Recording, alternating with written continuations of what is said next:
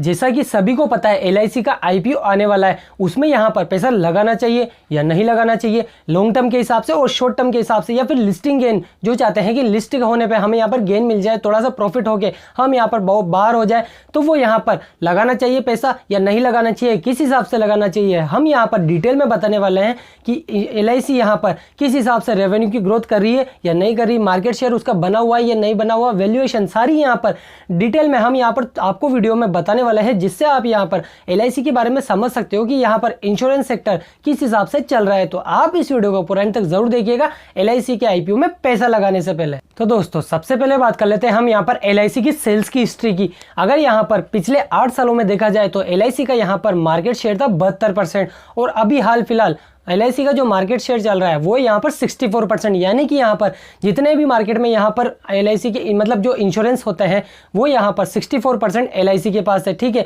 ये यहाँ पर पहले 72 था और अभी यहाँ पर 64, तो यहाँ पर 8% का कम हुआ है यहाँ पर 8 साल में। ठीक है, और इसी हिसाब से हम देखा जाए तो यहाँ पर जो इंडस्ट्री की ग्रोथ हो रही है वो हो रही है यहाँ पर इंश्योरेंस सेक्टर की जो पूरी इंडस्ट्री है वो यहाँ पर हर साल 17% से बढ़ रही है। वहीं एलआईसी की बात करें तो एलआईसी यहाँ पर हर साल 7% से बढ़ रही है। तो आप देख सकते हो थोड़ा सा मेजर डिफरेंस है, एलआईसी की यहाँ पर ग्रोथ कम हो रही है। तो इसके रीजन क्या है वो भी मैं आपको बता देता हूँ। सबसे पहले तो यहाँ पर वो ऑनलाइन पे कम फोकस है, ऑनलाइन उनके प्रोडक्ट्स अवेलेबल है, लेकिन फिर भी वो यहाँ पर एजेंट्स के थ्रू ज्यादा से ज्यादा उनकी पॉलिसीज बिकती है। 93% पॉलिसीज जो ज्यादा बिकती है ना वो एजेंट्स के थ्रू बिकती है। ऑनलाइन यहाँ पर प्रेजेंस कम है और सबसे मेन चीज है यहाँ पर जो प्रॉफिट मार्जिन होता है, प्रॉफिट मार्जिन हर पॉलिसी पे यहाँ पर 10% का। वहीं हम देखें यहाँ पर प्राइवेट सेक्टर का, तो प्राइवेट सेक्टर का यहाँ पर प्रॉफिट मार्जिन 20% का है। तो इसी हिसाब से आप थोड़ा सा मेजर डिफरेंस ये रीजन है जिस हिसाब से वो यहाँ पर ग्रोथ नहीं कर रही है। और दोस्तों जैसा मैंने आपको बताया है कि 93% यहाँ पर पॉलिसीज इंडिविजुअल एजेंट्स के थ्रू बिकती है, तो उनका भी ध्यान रखना एलआईसी की जिम्मेदारी है। जहां पर जिनकी वजह से एलआईसी आज खड़ा हुआ है उन्हीं की वजह से यहाँ पर एलआईसी उनका तो यहाँ पर सपोर्ट नहीं छोड़ सकता ना, क्योंकि यहाँ पर 93% आप सोच सकते हो कितना बड़ा नंबर है। जिस हिसाब से यहाँ पर एलआईसी के उनको मतलब एलआईसी को उनके एजेंट्स की भी ध्यान रखनी पड़ेगी कि उनको यहाँ पर जो कमीशन मिलता है उस भी यहाँ पर कमीशन उनका कम नहीं किया जाए। और अगर वो ऑनलाइन भी पुश करते हैं तो यहाँ पर एजेंट्स उनको यहाँ पर हेड करेंगे कि एजेंट्स हमने यहाँ पर एलआईसी को बनाया, हमने इनकी इतनी पॉलिसी करी, ये करी, फिर ये आज हमें भूल चुके हैं, एलआईसी ऑनलाइन कर रहे हैं, सारी चीज़ मतलब ऑनलाइन है प्रेजेंस, लेकिन यहाँ पर फिर भी ज़्यादा फोकस होता है मतलब जो फेस टू फेस बात होती है एलआईसी के एजेंट से, तो वो बात अलग ही होती है। तो इसी हिसाब से यहाँ पर एक तो रीज़न ये है कि वो ऑनलाइन प्रेजेंस कम है, मार्जिन प्रॉफिट कम है, यहाँ पर ज़्यादा डिपेंड वो यहाँ पर इंडिविजुअल एजेंट्स के है। और दोस्तों नेक्स्ट रीजन ये है कि एलआईसी का जो कंट्रोल था वो यहाँ पर टोटली गवर्नमेंट के थ्रू था। अब यहाँ पर हम जो आप यहाँ पर एलआईसी में इन्वेस्ट करेंगे वो यहाँ पर उसके मालिक कहलाए जाएंगे। एक तरह से देखा जाए तो जो गवर्नमेंट के पास था पूरा होल्डिंग, तो वो ये क्या करती थी कि जो प्रॉफिट आया वो प्रॉफिट यहाँ पर वो गवर्नमेंट सोचती थी कि नहीं यार इस बार हम नहीं रखते, पॉलिसी होल्डर में बोनस के रूप में बांट देते हैं, जिसकी वजह से क्या होता है कि पॉलिसीज वापस रिन्यू होती है, वापस यहाँ पर रिटर्न अर्निंग हो पाती है, जिसकी मदद से वो यहाँ पर क्या करती है कि प्रॉफिट आया ना, प्रॉफिट को उसने सेव नहीं किया तो उसकी नेटवर्थ बढ़ी नहीं। और अभी 1 साल पहले ही जब से यहाँ पर एलआईसी की आईपीओ की बात चल रही है तभी से यहाँ पर एलआईसी ने अपनी पॉलिसीज में चेंज किए है कि वो यहाँ पर अपनी अर्निंग का कुछ हिस्सा जैसे पॉलिसी होल्डर्स में बांटती थी ना, तो वो अब यहाँ पर अपने शेयर होल्डर्स को भी देगी। तो पॉलिसी होल्डर्स भी यहाँ पर थोड़े नाराज हो जाएंगे कि यार हमें भी थोड़ा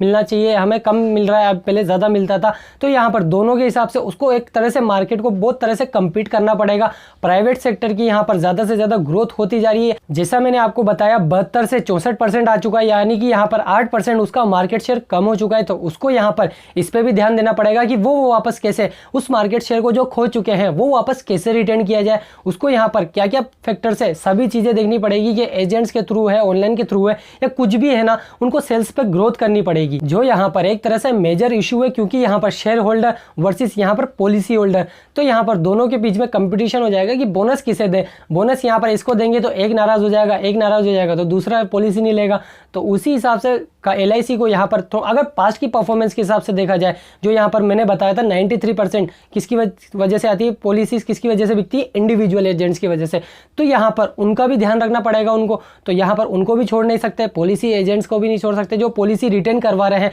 उनकी वजह से उनके सेल्स भी आएगी, जो शेयर्स होल्डर है वो भी उनको पैसा दे रहे हैं तो उनकी भी नहीं देख सकते। तो वैसे देखा जाए ना, यहाँ पर प्राइवेट प्लेयर्स काफ़ी अच्छा प्लेयर कर रहे हैं यहाँ पर। इसके हिसाब से देखा जाए तो इंडस्ट्री की मैंने ग्रोथ बताई थी 17% थी और LIC की यहाँ पर 7%। तो ये यहाँ पर मेजर इशू है। अब यहाँ पर कुछ अच्छी बातें कर लेते हैं। अच्छी बात यह है कि जो LIC का IPO आ रहा है, जो बिडिंग प्राइस रखी गई है वो इंट्रिंसिक वैल्यू पे रखी गई है, क्योंकि यहाँ पर कोई भी इंश्योरेंस कंपनी अपना IPO लाती है तो वो यहाँ पर 2 गुना 3 गुना यहाँ पर प्रीमियम पे मतलब चाहती है। तो इसी हिसाब से देखा जाए ना तो उसने ज़्यादा बिडिंग प्राइस भी नहीं रखी, एवरेज रखी है, जिस हिसाब से आपको अच्छा लिस्टिंग गेन मिल सकता है अगर आप शॉर्ट टर्म के लिए चाहो तो। लॉन्ग टर्म के लिए ये स्टेबल कंपनी तो है, लेकिन यहाँ पर वो बेटर, जैसे मैंने बताया पास्ट की परफॉर्मेंस के हिसाब से, वो अगर वैसे ही एजेंट्स के थ्रू डिपेंड रहती है, ऑनलाइन प्रेजेंस नहीं लाती है, बेसिकली वो उनकी कमियाँ हैं। तो उसको अगर वो सुधार लेती है तो बेसिकली अच्छा ग्रोथ कर सकती है। नहीं तो वो यहाँ पर बेसिकली शॉर्ट टर्म में तो लिस्टिंग गेन है, क्योंकि अभी मार्केट में हाइप बनी हुई है तो आप शॉर्ट टर्म में तो गेन कर सकते हो, लेकिन लॉन्ग टर्म में वो यहाँ पर स्टेबल तो है,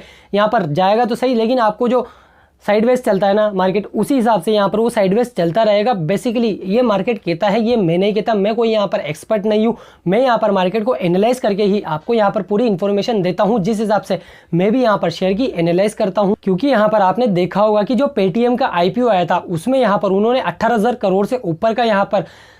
फंडिंग मांगी थी और यहाँ पर LIC ने मांगी है 20,000 करोड़ की। तो पेटीएम ने यहाँ पर 18,000 करोड़ की मांगी थी ना, तो आप देख सकते हो जो लिक्विडिटी ज़्यादा ले लेते हैं ना तो उनके पास बेसिकली ज़्यादातर को यहाँ पर अलॉटमेंट मिल जाती है 60 से 70% की। तो यहाँ पर वो जो मार्केट को वोलेटाइल करने वाले होते हैं कि बेचेंगे, करेंगे, सेल करेंगे, बाय करेंगे, तो वो यहाँ पर हिलाने वाले मार्केट को बच कम जाते हैं। तो इसी वजह से उसका यहाँ पर मार्केट शेयर थोड़ा रेंगता तो जाएगा, लेकिन जाएगा ज़रूर, डेफिनेटली बेटर कंपनी है। अगर लॉन्ग टर्म के पर्सपेक्टिव से देखा जाए तो स्टेबल है, एवरेज ग्रोथ करती रहेगी, लेकिन शॉर्ट टर्म में आपको बेनिफिट हो सकता है, ये कोई गारंटी नहीं है। मैं यहाँ पर कोई एडवाइस नहीं दे रहा, मैंने यहाँ पर पूरी तरह से डिटेल में आपको एनालिसिस करके बताया कि किस हिसाब से LIC का यहाँ पर रेवेन्यू ग्रोथ हो रहा या नहीं हो रहा, मार्केट शेयर कैसा चल रहा है, इंडस्ट्री की सेल्स कैसी चल रही है, एजेंट्स के थ्रू है या ऑनलाइन के थ्रू है, कैसे है, पूरा मैंने आपको बता दिया। तो दोस्तों आशा रखता हूँ आपको वीडियो में कुछ वैल्यू मिली होगी। वीडियो में अगर वैल्यू मिली तो वीडियो को लाइक जरूर कीजिए, चैनल पर नए हो चैनल को सब्सक्राइब जरूर कर लीजिए। मिलते हैं आपसे अगली और एक्साइटिंग वीडियो में, तब तक के लिए जय हिंद, भारत माता की जय।